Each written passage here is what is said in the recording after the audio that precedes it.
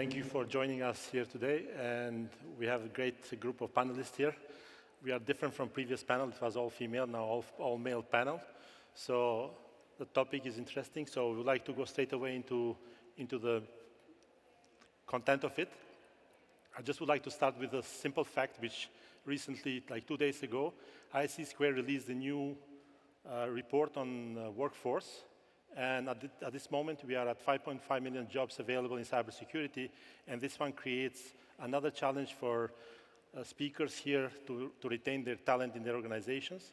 And to start with, I would just start with a question for all the panelists. I would like to take by order from Almerindo towards the end to Filippo. Just kindly to introduce yourself, your organization, what you do, and what are the challenges currently you face in brief, and then we can go to the rest of the questions. Almerindo, the floor is yours. Thank you, Oren. My name is Almerindo Graziano. I'm the CEO of CyberRanges.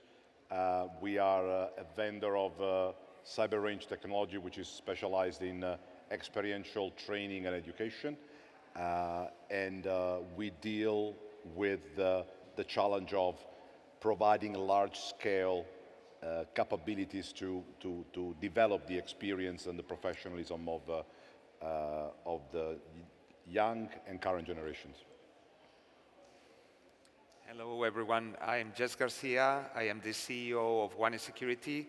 We are a service provider in the digital forensics and incident response side. What basically we do is threat adversaries in our customers' networks, and whenever there is an incident, we respond to those incidents in the most efficient way possible. I'm also an instructor with the SANS Institute. I've been teaching for SANS for more than 20 years now, all around the globe.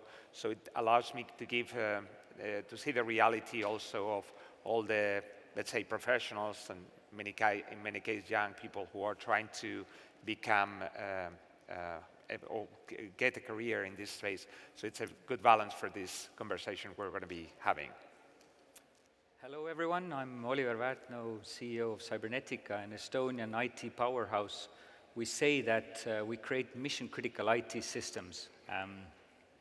But before I talk a little bit about Cybernetica, what we do and what kind of challenges we face, I'd like to thank the organizers, the site and NCA, for once again inviting me to this excellent forum on cybersecurity, and I really value the discussions that we've had here.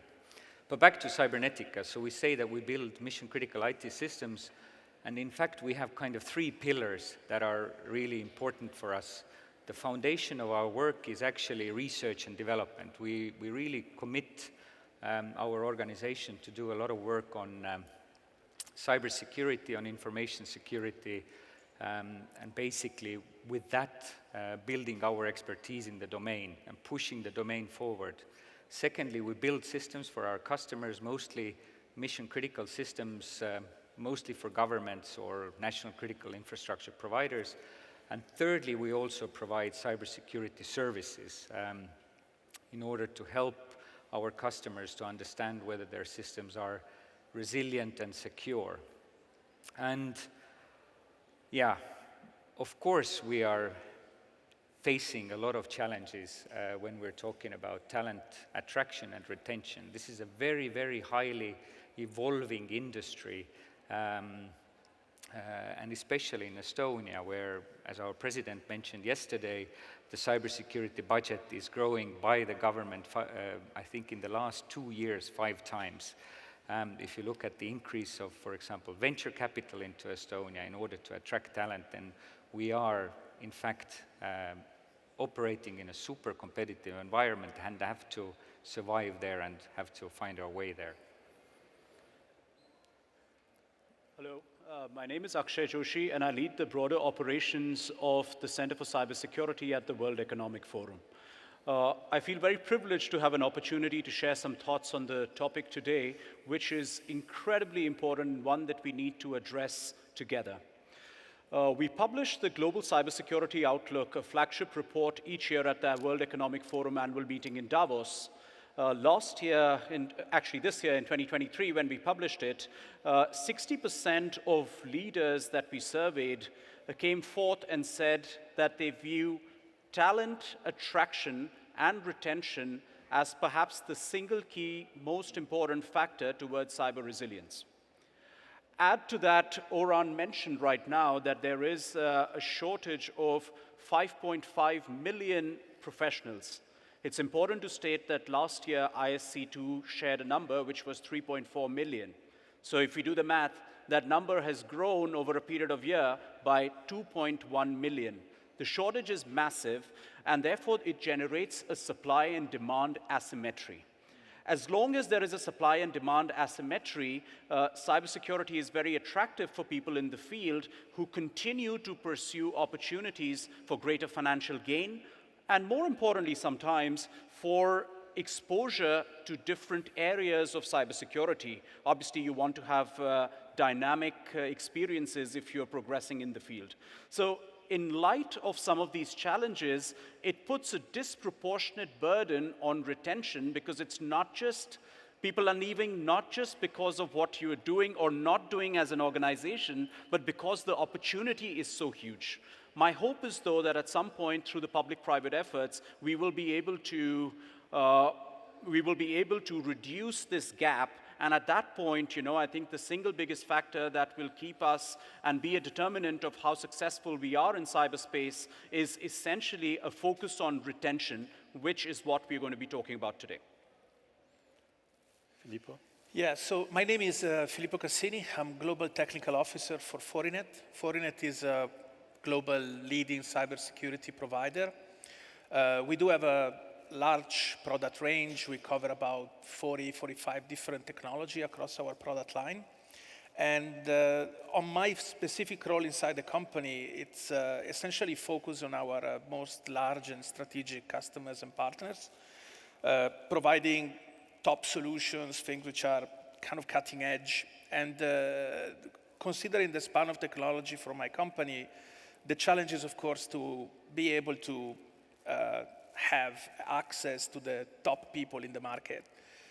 These people become available to our customers. I'm generally looking for people with at least 10 years of experience in cybersecurity.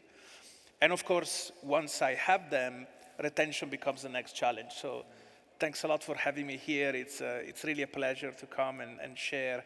And I'm also looking at partnerships inside Saudi Arabia to be able to attract those talent in our company. Thank you. Thank you, Filippo. I think I'm going to go back again to you on a question. How unique is the retention challenge for cybersecurity domain compared to other industries?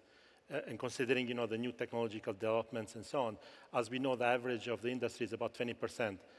We know some of the colleagues here that have good retention at 4%, and they need to share their secret recipe how they are doing that. But please, from your end, you have 150 staff in your technical team. What are the challenges and how different are from other sectors? Thank you. Yeah, so I would say, as you can see during this event, there's a lot of discussion about emerging technologies, about what is the future, and that discussion actually forces a lot of interest and a lot of investment in those sections, which in turn becomes startup companies. It becomes companies with new business models, with new ideas, and that has a kind of a tendency of attracting the top engineers, those that want to measure themselves and challenge themselves with the new stuff which is available in the industry.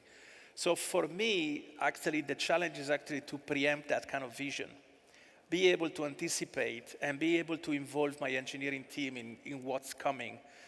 Something that kind of goes beyond sometimes the immediate interest of the rest of the company, which is, of course, focused typically in selling product. Because in general, engineers don't only look at the salary, but they also look at how involving, how engaging, how entertaining the environment in which they are is, right? So for me, that's extremely important, to have a strategy, to work for a company that keeps investing in the future, keeps looking at what's coming, so that the people inside of it is not just motivated by the revenue, but also by the technology that is coming in. Thank you, thank you. Almerindo, your company is smaller than Fortinet. You face similar challenges. Maybe you can give us some insights. Actually, we are, I don't know if we are lucky or good, because we actually have very long tenure in our organization, and we retain people very well. My feeling about the retention problem in cybersecurity, which is, I think, much greater than the other markets, because of security being such an important aspect of our life, is that many organizations are, I blame the leadership, as always we should do.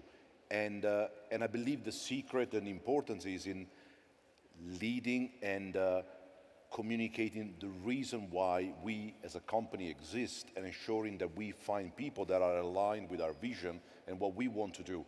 And as a company, our objective is not to make money, our objective is to provide value. And then you need to find people that believe in that vision, in the value that you want to provide. And then you're going to have some people that want to be aligned and believe in the vision of increasing the competence level in the world, the education. Some people want to defend the world. Some people want to provide, attack tools and offensive tools. And I think it's in this alignment that you find the strength and the retention, because if we just focus the retention on the financial value, then we compete with each other. But if we focus on the leadership, on the vision and the value that we want to provide, then it would be like auto-sorting algorithms that you see in programming, where people will start to see, okay, I like that leadership, I want to do that, I want to pursue that career, I want to be the best engineer, or I want to be the best trainer, or I want to be part of this team. And that's where I think the leadership in a lot of organizations is losing the focus, because they're so driven by making money, which is ultimately obviously a byproduct of running a business, that they forget the reason why they create a company in the first place. And people often, the biggest reason why they stay in the organization is because they marry a vision, they marry the culture, and the accumulation of people that believe in the vision makes it much harder than to leave the company, because then you not only live in the vision, but you'll be leaving a group of people that all believe in the same thing. And I think that's the secret. Thank you, Al. And I have the next question, but basically you have touched upon it, so I would like to address it to Jess. Maybe just continue where Al left it, because he opened it very well for you. What are the strategies? How do you do on your end, and so on? Maybe you can share that recipe as well, like Almerindo, the 4% retention rate, which you have it in your company, would be a great story. Thank you. Thank you very much. I would like to make a differentiation, because we here all come from cybersecurity companies. Obviously, we are biased, right? Yes. Obviously, many of you are from other industries, and you may wonder, well, what if my industry is not cybersecurity? So I will make a differentiation. First, I will talk a little bit of how we see things, and then I will try to put myself in the skin of other organizations out there which have the same problem but are not cybersecurity focused. So the first thing I think which is very important is to understand that this is a very complex problem. We try, and our HR departments are designed to deal with large amounts of people, especially for large organizations, right? And they need, because of the size, because of how they are structured, to have a homogeneous process for all of them. What is the problem? When we come to a specific area, it may be cybersecurity, but it may be other areas where you don't have so many people available in the market. You cannot apply the same solutions. And I think that's the biggest problem large organizations have for retention. If you try to apply the same policies for, let's say, individuals who are in high demand, you're going to be failing, right? So that's the first step. How do you solve that problem? The first thing is try to build a tailor-made, let's say, suit for that collective. One of the things is exactly what Almerindo was saying. You need to motivate them. One of the most important things to understand in the cybersecurity sector is that individuals are not motivated by money most of the times. Second is there is a difference between the different stages in their lives. And it's not the same trying to retain someone who is 22 than someone who is 35, right? It's going to be a very different retention strategy. And you need to understand all these things. What we do specifically in my company, we've created, our company has, for instance, I don't know the statistics, it probably is a very, very oversized HR team to be able to do that retention policies. We have created departments like knowledge management to make sure that they are motivated.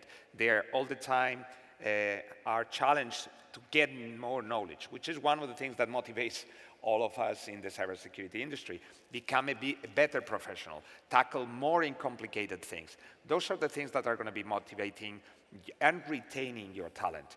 If your processes don't contemplate these specific things, unfortunately, you will not be able to retain them, okay? So my first advice would be we need to adopt a posture where we focus on the policies that will retain those specific communities, and we make them, as Almerindo was also saying, a leadership thing, right? Because otherwise, HR will just do their jobs, and that's not going to be enough. Thank you, Jess. Olivier, I think I would like to follow up on what we are discussing here. Maybe to add, this is what management can do to provide platform for people to grow inside the organization. But when you provide that platform, how the teams inside do innovation, teamwork, how that one changes the momentum in the company in terms of helping people to stay in the company? Because for sure, you don't want to work in a toxic environment. You want to work in an environment where people work together and share. How do you do that in your company? Yeah, first of all, I want to kind of give you a background a little bit about Estonia and the rate of transformation. So ever since Skype was sold to eBay and Microsoft, Estonia has been kind of quoted as the unicorn country in the world. And that has basically created a super competitive environment for talent. As again, our president said yesterday, we have 8 unicorns coming out of a country which is most per capita in the world. And Cybernetica is not a unicorn, but nevertheless we have to compete in this market, and we have to also service our government and service our government ecosystem in order to protect it. So basically, we've been pushed a lot by our startup sector actually to take on a lot of the schemes for retention and attracting talent. When I came to Cybernetica, that was 10 years ago, the things were not that competitive. But nowadays, we have to offer all kinds of perks to people because they think that it's just common knowledge. If you work in Bolt or Wise or Microsoft, you expect that the same thing to get also from Cybernetica. So we've done all that, and then we've also worked a lot on our values and on our core proposition to people. So why are we here? What is our mission? What are we doing? So we want to create a better world, a safer cyberspace, and we have to, like was said in the previous channel as well, we have to follow our actions through, actually. These values. That is super important. When people nowadays see that you are talking one thing and doing another thing, then you're starting to lose a lot of talent. What else we have done is we've started to look at how to bring interesting projects to people. Like I mentioned, we have one arm research, one arm development, third arm cybersecurity services. And nowadays we are creating these cross-functional, cross-discipline teams inside Cybernetica to work on research topics, applied research topics, whether it's in the usage of AI for cybersecurity, whether it's applying post-quantum encryption to certain, for example, electronic identity technologies, or whether it's securing AI. So we offer people to work on research projects to take away from their day-to-day jobs to work with top researchers and also top universities to find a little different way to their day-to-day jobs. This is not for everybody, but this is definitely something that these smart, ambitious people that Filippo was also referring to are actually looking for. And once they've done that, they can continue or move back to their kind of day-to-day jobs and work there. Thank you, Oliver. Question for Akshay. You mentioned earlier we need to address the demand and supply asymmetry. What actionable measures can be taken to create the cybersecurity as a compelling domain for profession and so on? Thank you very much. So, it takes me back. I went to business school in the UK, and a few months ago, I was actually back to interact with the students. Obviously, because I work in cybersecurity now, the topic moved towards cybersecurity and how it's a promising domain. 150 students in the class. Eventually, you go for an MBA program, you have some amount of student debt, and you're looking to land a promising career. If you took a guess, what percentage of that group of 150 was considering a career in cybersecurity? Would there be any guesses? 0. It was literally 0%. And that's the point. That, there is very limited awareness about cybersecurity as a career option for anyone who is not a technical expert.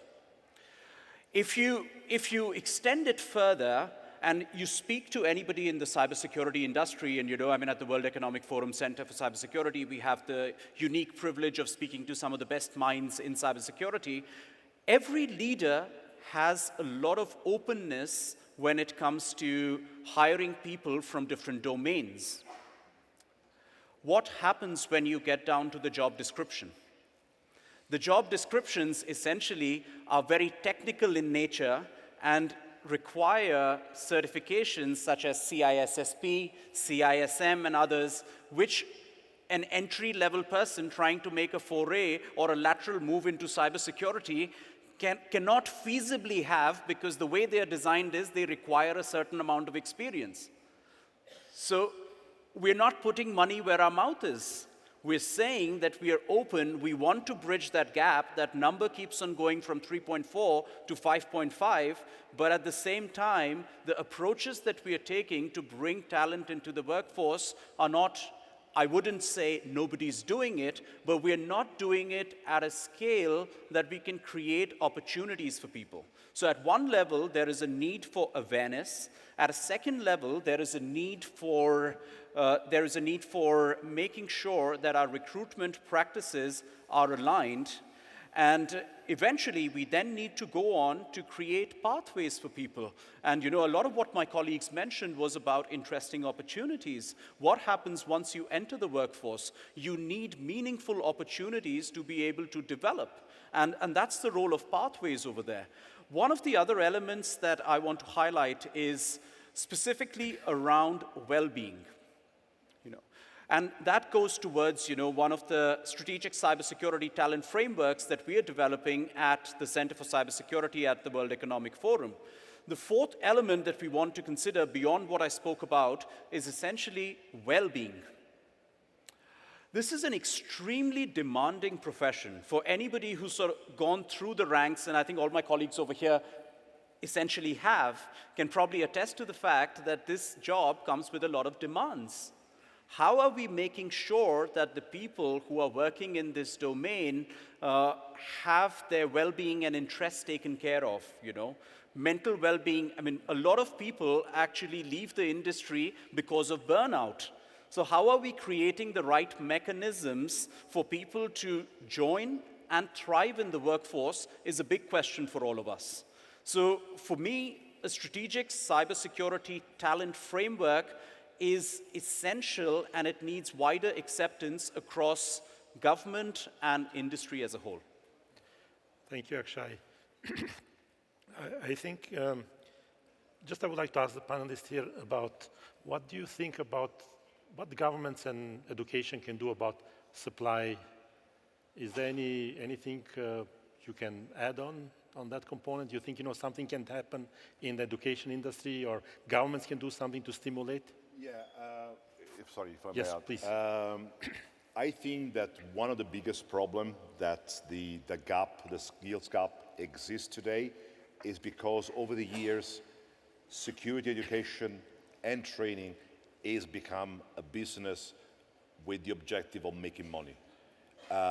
And we've lost sight of the value that it actually provides to society. So accessibility, I wouldn't say commoditization, but definitely accessibility of educational program at university, starting from earlier age, even from high school or earlier than university, increases dramatically the uptake of security, the skilling. But if we live in a society where the training and the education is only accessible to the few, then it becomes very difficult to then elevate the state of security and have more people involved in cybersecurity. And I would like to see more of that from the government. I can see great activities being done in this country from that viewpoint, but across the world is not that common or not that accessible all the time. So that's something that can really make a difference. Thank you, Al. Oliver, you wanted to add? Yeah, so we have in Estonia, together with the industry, really worked in cooperation with the government in order to have more talent to be brought to the IT sector and the cybersecurity sector. So we have, in fact, in the last 10 years, I think tripled the amount of people that are studying computer sciences in the Estonian universities, both bachelor's degrees, master's degrees. We are having a little bit of a trouble attracting people to do their PhDs in computer science, because just everybody sees that it's so much easier to work. That's number one. Secondly, the community is constantly providing input into the curriculum. So what do we see, what do we want from the universities that these young people should be trained about? So we have actually every year discussions with our IT academies on what are the specific skills that we're looking for, in addition to, of course, basic programming skills, math, etc., etc. And finally, in order to make this smooth transformation, we're putting a lot of effort actually into training programs and even doing, industrial bachelor's degrees, industrial master's degrees, industrial doctorate degrees. So there is a very, very kind of intertwined community that is pushing this industry forward. And currently it's working. We are having problems with these top people, trying to attract people into doing their PhDs, because working is very lucrative at that point in time. But it requires the government to be open, and it requires the government to listen to the industry, and we have that trust. Thank you, Oliver. I think we run out of time if anyone has something quick to say. I think the only thing that I'd like to probably add is that the Kingdom is doing this extremely well, but I think there is an opportunity as we bridge this gap, and that is to introduce diversity by design. So I'd really encourage us to think about that element as well. Sure. Thank you, everyone, and thank you for listening to us. And if anyone wants to catch up with us, we can be around so we can talk to you. Thank you very much. Applause for the speakers.